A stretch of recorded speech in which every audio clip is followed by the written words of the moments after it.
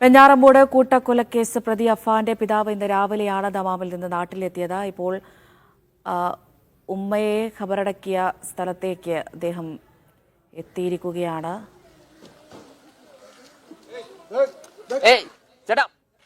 Hello 7 വർഷത്തിന് ശേഷമാണ് അബ്ദുറഹീം നാട്ടിലെത്തുന്നത്. അതും ഇങ്ങനെയൊരു സാഹചര്യത്തിലാണ് അദ്ദേഹം നാട്ടിലെത്തുന്നത് എന്നുള്ളത് വളരെ സങ്കടകരമായൊരു അവസ്ഥ തന്നെയാണ്. വളരെ വൈകാരികമായ പ്രതികരണം തന്നെയാണ് അദ്ദേഹത്തിൻ്റെ ഭാഗത്തു നിന്നുണ്ടാകുന്നത്. അല്പസമയം മുമ്പ് അദ്ദേഹം ആശുപത്രിയിലെത്തി ഭാര്യ ഷമിയെയും സന്ദർശിച്ചിട്ടുണ്ടായിരുന്നു. ഷമി ഭർത്താവിനെ തിരിച്ചറിഞ്ഞു എന്നാണ് നേരത്തെ അദ്ദേഹത്തിൻ്റെ സുഹൃത്ത് ഉൾപ്പെടെ പറഞ്ഞിട്ടുണ്ടായിരുന്നത്. ഇപ്പോൾ ഉമ്മയെ ഖബറടക്കിയ സ്ഥലത്തേക്ക് അദ്ദേഹം എത്തിയിരിക്കുകയാണ്.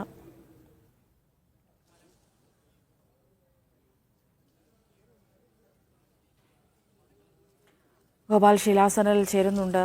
അവിടെ നിന്ന് ഗോപാൽ, വിവരങ്ങൾ.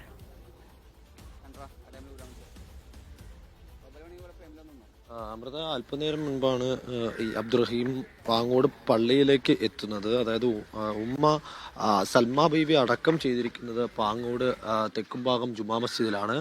താഴെ പാങ്ങോട് മുസ്ലിം ജുമാ മസ്ജിദിലാണ് ഈ സൽമാ ബീവിയെ അടക്കം ചെയ്തിരിക്കുന്നത്. ആ പള്ളിയിലേക്ക് വരുന്നതിന് മുന്നോടിയായി ഈ പള്ളിയുടെ തൊട്ട് മുൻപിലാണ്, എതിർവശത്തായിട്ടാണ് സൽമാ ബീവി താമസിച്ചിരുന്ന ഈ കൃത്യം കൊലപാതകം നടന്ന വീടുള്ളത്. ആ വീട്ടിലേക്കാണ് ആദ്യം റഹീം എത്തിയത്. നമുക്കിപ്പോൾ ദൃശ്യങ്ങളിൽ കാണുന്ന ആ വെള്ളക്കാറിലാണ് റഹീം ഇങ്ങോട്ടേക്ക് എത്തിയത്. തുടർന്ന് കുടുംബാംഗങ്ങളും പൊട്ടിക്കരഞ്ഞുകൊണ്ട് പുറത്തേക്ക് ഇറങ്ങിയ റഹീമിനെ കുടുംബാംഗങ്ങളും ബന്ധുക്കളും സുഹൃത്തുക്കളും ചേർന്ന് ഇപ്പോൾ വീടിനുള്ളിലേക്ക് കൊണ്ടുപോയിരിക്കുകയാണ്. അവിടെ നിന്ന് അതിനുശേഷം അദ്ദേഹം പാങ്ങോട് പള്ളിയിലേക്ക് എത്തും. പള്ളിയിലാണ് ഖബർ അടക്കിയിരിക്കുന്നത്. ഖബറിനടുത്തേക്ക് ചെന്ന് ഒരു അല്പനേരം പ്രാർത്ഥിക്കും. അതിനുശേഷം ഇവിടെ ജുമായ്ക്ക് ശേഷം, ഉച്ചക്കലത്തെ ജുമായ്ക്ക് ശേഷം ഒരു കൂട്ടപ്രാർത്ഥന നടത്തുന്നുണ്ട് എന്ന് അദ്ദേഹത്തിന്റെ ബന്ധുക്കളും ഈ പള്ളി കമ്മിറ്റിയുമായി ബന്ധപ്പെട്ടവരും നമ്മോട് അറിയിച്ചിട്ടുണ്ട്. രാവിലെ അദ്ദേഹം 7:30 തിരുവനന്തപുരം വിമാനത്താവളത്തിൽ എത്തിയതിനു ശേഷം അവിടെ നിന്ന് നേരെ വന്നത് ബന്ധുവിന്റെ വീട്ടിൽ പോയി വേഷം മാറി നേരെ വന്നത്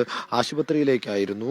വെഞ്ഞാറമൂട് ഗോകുലം ആശുപത്രിയിൽ ചികിത്സയിലുള്ള ഭാര്യ ഷമിയെ കാണുന്നതിന് വേണ്ടിയിട്ടാണ് അദ്ദേഹം നേരെ വന്നത്. അതിനുശേഷം അല്പനേരം, ഏകദേശം 1 മണിക്കൂറിൽ താഴെ സമയം മാത്രമാണ് അദ്ദേഹം ആശുപത്രിയിൽ ചെലവഴിച്ചത്. ആശുപത്രിയിൽ കയറി ഷമിയെ കണ്ടു. ICUവിനുള്ളിലാണ് ഷമി ഉള്ളത്. ഇപ്പോഴും ചികിത്സയിലാണ്. അദ്ദേഹത്തിന്റെ വിഭാഗത്തിൽ ചികിത്സയിലായതിനാൽ തന്നെ അധികം നേരം അവിടെ ചെലവഴിക്കാൻ കഴിയില്ല. തുടർന്ന് സുഹൃത്തുക്കളും ബന്ധുക്കളുമായി അദ്ദേഹം പുറത്തേക്ക് വന്നു. ബന്ധുക്കളും സുഹൃത്തുക്കളുമാണ് നമ്മുടെ അദ്ദേഹത്തിന്റെ ഈ കൂടിക്കാഴ്ചയുമായി ബന്ധപ്പെട്ട പ്രതികരണങ്ങളൊക്കെ നൽകിയത്. ഇതുപ്രകാരം ഈ ഷെമി ഭർത്താവായ റഹീമിനെ തിരിച്ചറിഞ്ഞുവെന്നും സംസാരിച്ചുവെന്നും കയ്യിൽ പിടിച്ചു എന്നുമാണ് ഈ സുഹൃത്തുക്കൾ പറയുന്നത്. അബൂബക്കർ എന്ന വ്യക്തി, കൂടെ കയറിയ അബൂബക്കർ എന്ന വ്യക്തി പറഞ്ഞത്.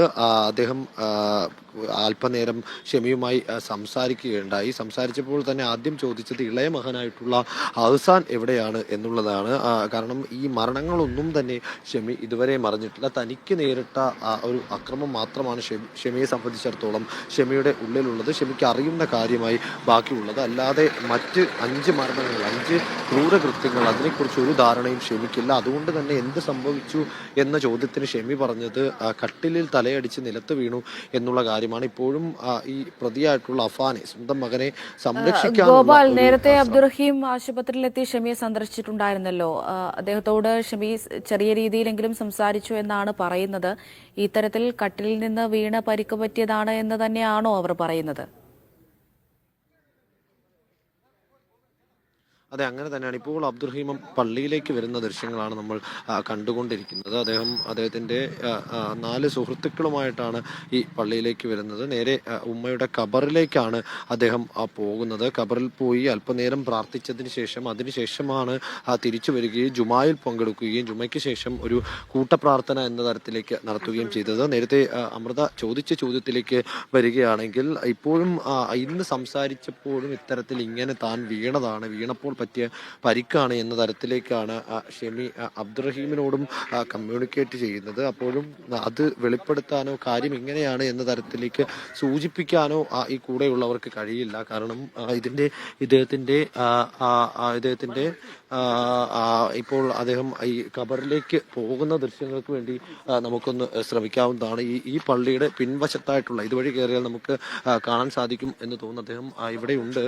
ഈ പള്ളിയുടെ മുൻവശത്തു കൂടിയാണ്, അതിന്റെ വശത്തു കൂടിയാണ് ഈ ഖബറിലേക്ക് പോകുന്നത്. ആ ഖബറിലേക്ക് അദ്ദേഹം പ്രാർത്ഥിക്കാൻ പോകുന്ന ആ ഒരു ദൃശ്യം നമുക്ക് കാണാൻ സാധിക്കുമെന്ന് കരുതുന്നുണ്ട്. നേരത്തെ സൂചിപ്പിച്ചതുപോലെ ആണെങ്കിൽ തന്നെയും ഈ ഇന്നത്തെ ഈ ദിവസത്തിൽ അദ്ദേഹത്തിന്റെ മാനസികാവസ്ഥ വളരെ മോശമാണ് എന്നതാണ് സുഹൃത്തുക്കളാണെങ്കിലും കുടുംബമാണെങ്കിലും പറയുന്നത്. കാരണം 7 വർഷത്തോളമായി വിദേശ രാജ്യത്ത് കുടുങ്ങിക്കിടന്ന ഒരു മനുഷ്യൻ, വലിയ സാമ്പത്തിക പ്രതിസന്ധിയിൽ നട്ടം തിരിഞ്ഞിരുന്ന ഒരു കുടുംബം, ആ കുടുംബത്തിൽ നിന്നും കുടുംബത്തിലെ തന്റെ മൂത്ത മകനിൽ നിന്നും ആ കുടുംബത്തിലെ മറ്റുള്ളവർക്ക് നേരിടേണ്ടി വന്ന ഒരു ക്രൂരമായ മരണം, ആ ഒരു മരണത്തിന് ആദ്യ ദിവസങ്ങളിൽ എന്താണ് സംഭവിച്ചതെന്ന് പോലും വ്യക്തമാകാതെ അവിടെ നിന്ന് സ്വന്തം നാട്ടിലേക്ക് ഒന്ന് വരാൻ സാധിക്കാതെ മകനെയും അതിനോടൊപ്പം തന്നെ തന്റെ പ്രിയപ്പെട്ട ബന്ധുക്കളെയും ഒന്ന് അവസാന നോക്കുകൊണ്ട് പോലും കാണാൻ സാധിക്കാത്ത ഒരവസ്ഥയിലായിരുന്നു ഈ റഹീം ഉണ്ടായിരുന്നത്. അതുകൊണ്ട് തന്നെ അദ്ദേഹത്തിന്റെ മാനസികാവസ്ഥ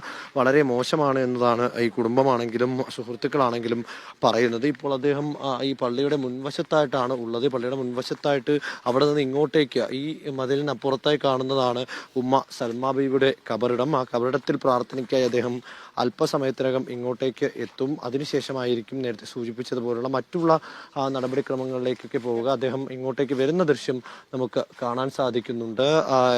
വളരെ ബുദ്ധിമുട്ടിയത് ശേഷം, അതായത് യാത്രാ രേഖകളില്ലാതെ, ഇഖാമയില്ലാതെ, അവിടെ തുടരാനുള്ള അനുമതി ഇല്ലാതെയാണ് അദ്ദേഹം ഇത്ര നാളും അവിടെ കഷ്ടപ്പെട്ട് നിലനിന്നിരുന്നത്. അവിടെ നിന്ന് ഏറെ ബുദ്ധിമുട്ട് പണിപ്പെട്ടാണ് പരമാവധി പേരുടെ സഹായങ്ങളൊക്കെ കൊണ്ടാണ് അദ്ദേഹം ഇന്നെങ്കിലും ഇങ്ങോട്ടേക്ക് എത്താൻ സാധിച്ചിട്ടുള്ളത്. അതുകൊണ്ട് തന്നെ ഇപ്പോൾ അദ്ദേഹത്തിന്റെ കൂടെയുള്ളവരാണെങ്കിൽ പോലും പറയുന്നു, ഒന്ന് സംസാരിച്ചാൽ അപ്പോൾ പൊട്ടിക്കരയുന്ന മാനസികാവസ്ഥയിലേക്കാണ്, എന്തെങ്കിലും ഒന്ന് ആശ്വസിപ്പിക്കാൻ പോലും കഴിയാത്തൊരവസ്ഥയിലാണ് അദ്ദേഹം ഉള്ളത് എന്നാണ് അല്പനേരം മുൻപ് അദ്ദേഹത്തിന്റെ കൂടെയുള്ള സുഹൃത്തുക്കളാണെങ്കിലും ശരി, സഹോദരങ്ങളാണെങ്കിലും ശരിയൊക്കെ പറയുന്നത്. അതുകൊണ്ട് തന്നെ ആ ഒരു മാനസികാവസ്ഥയിൽ നിന്നുകൊണ്ടാണ് അദ്ദേഹം ഈ കബറിടത്തിലേക്ക് വരുന്നത് എന്നത് കൂടി നമ്മൾ പരിഗണിക്കേണ്ടതായിട്ടുണ്ട്. അതിനോടൊപ്പം തന്നെ മറ്റൊരു പ്രധാനപ്പെട്ട കാര്യം, ഇപ്പോഴും ഷെമിയുടെ ആരോഗ്യസ്ഥിതിയിൽ കാര്യമായ പുരോഗതി ഉണ്ട് എങ്കിൽ പോലും അവരുടെ മൊഴിയെടുക്കാൻ സാധിച്ചിട്ടില്ല എന്നുള്ളതാണ് മറ്റൊരു പ്രധാനപ്പെട്ട കാര്യം. ഈ ഘട്ടത്തിൽ സൂചിപ്പിക്കേണ്ടതായിട്ടുള്ള, ഇപ്പോൾ ഉമ്മയുടെ കബറിടത്തിലേക്ക് വന്നിരിക്കുന്ന ഈ റഹീമിനെയാണ് നമുക്ക് കാണാൻ സാധിക്കുന്നത്. അദ്ദേഹം ഉമ്മയുടെ കബറിടത്തിൽ പ്രാർത്ഥനയ്ക്ക് വേണ്ടിയിട്ടാണ് എത്തിയിരിക്കുന്നത്. നമ്മൾ കഴിഞ്ഞ ദിവസങ്ങളിൽ ഒക്കെയും പറഞ്ഞിരുന്നതാണ്, ആദ്യ കൊലപാതകം അല്ലെങ്കിൽ ആദ്യമായി മരണം സംഭവിച്ചത് സൽമാ ബീവിയുടേതാണ്. അതായത് 95 വയസ്സുള്ള റഹീമിന്റെ മാതാവായിട്ടുള്ള സൽമാ ബീവിയുടെ മരണമാണ് ആദ്യം സംഭവിച്ചത്. ആ മരണത്തിൽ സ്ഥിരീകരിച്ചിട്ടുള്ള ആ മരണവുമായി ബന്ധപ്പെട്ട കേസിലാണ് ഇപ്പോൾ റിമാൻഡ് ചെയ്യപ്പെട്ടിരിക്കുന്നതും. എന്തായാലും പാങ്ങോട് പള്ളിയിൽ എത്തി ഇപ്പോൾ ഉമ്മയുടെ കബറിടത്തിന് മുന്നിൽ നിൽക്കുന്ന അബ്ദുറഹീമിനെയാണ് നമ്മൾ ദൃശ്യങ്ങൾ കണ്ടുകൊണ്ടിരിക്കുന്നത്.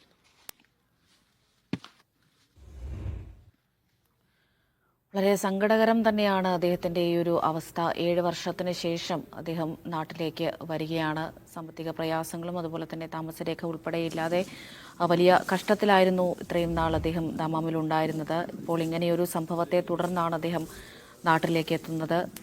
അമ്മയും മകനും സഹോദരൻ്റെ ഭാര്യയും ഒക്കെ നഷ്ടപ്പെട്ട് നിൽക്കുന്നൊരു മനുഷ്യനാണ്. അത് കൊലപ്പെടുത്തിയത് സ്വന്തം മകനാണ് എന്നുള്ളത് തന്നെയാണ് ഏറ്റവും പ്രധാനപ്പെട്ട ഒരു കാര്യം. ഭാര്യ ഗുരുതര പരിക്കുകളോടെ ചികിത്സയിൽ ആശുപത്രിയിൽ കഴിയുകയാണ്. അങ്ങനെ ഒരു മനുഷ്യനാണ് ഇന്നിപ്പോൾ നാട്ടിലെത്തിയിരിക്കുന്നത്. അദ്ദേഹത്തിൻ്റെ ഉമ്മയുടെ ഖബറിടത്തിൽ പ്രാർത്ഥിക്കാനായി ഇപ്പോൾ എത്തിയിരിക്കുന്നു.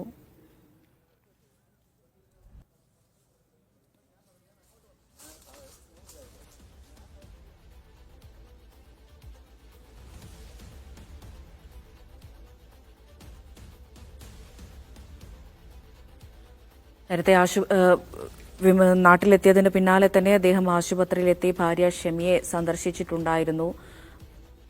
ഇബ്രാഹിമിനെ ഭാര്യ ഷെമി തിരിച്ചറിഞ്ഞിട്ടുണ്ട് എന്ന് തന്നെയാണ് നേരത്തെ സുഹൃത്തുൾപ്പെടെ പറഞ്ഞിട്ടുണ്ടായിരുന്നത്. അദ്ദേഹത്തോട് സംസാരിക്കാൻ ഉൾപ്പെടെ അവർ ശ്രമിച്ചിട്ടുണ്ടായിരുന്നു. അപ്പോഴും ഇളയ മകൻ അഹ്സാനെ കുറിച്ച് തന്നെയാണ് ഷെമി ചോദിക്കുന്നത്. ഇപ്പോഴും മകന്റെ മരണവാർത്ത ആ ഉമ്മയെ അറിയിച്ചിട്ടില്ല. തനിക്കിങ്ങനെ ഒരു പരിക്ക് പറ്റാനുള്ള കാരണം കട്ടിലിൽ നിന്ന് വീണ് തലയിടിച്ച് വീഴുകയായിരുന്നു, അങ്ങനെയാണ് ഈ പരിക്ക് പറ്റിയത് എന്ന് തന്നെയാണ് അവർ ഇപ്പോഴും ആവർത്തിക്കുന്നത്.